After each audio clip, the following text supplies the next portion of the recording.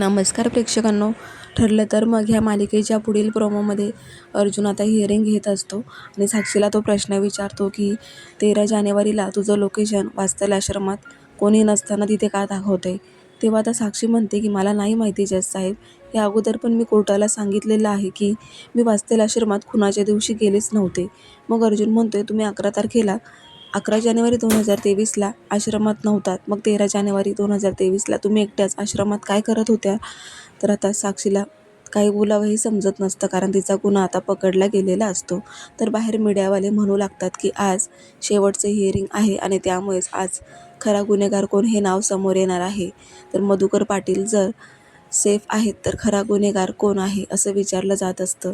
आणि इकडे जज साहेब आता अर्जुनच्या सगळ्या पाठपुराव्यांचा सगळं काही अभ्यास करून आता निकाल जाहीर करणार असतात. त्याच वेळेला दामिनी ऑब्जेक्शन घेते, पण आता साक्षी हिची बोलतीच बंद झालेली असते, कारण 13 जानेवारीला ती वात्सल आश्रमात एकटी काय करत होती असा प्रश्न अर्जुनने कोर्टासमोर केल्यामुळे तिच्याकडे उत्तर नाही आहे आणि त्यामुळेच दामिनीला सुद्धा घाम फुटलेला आहे. तर महिपतसुद्धा आता खूपच घाबरलेला आहे. तर प्रेक्षकांनो, फायनली आता ह्या केसला वेगळंच वळण आलेलं आहे. मधुभाऊ निर्दोष सुटका होऊन आता अर्जुनच ही केस जिंकताना आपण पाहणार आहोत. धन्यवाद.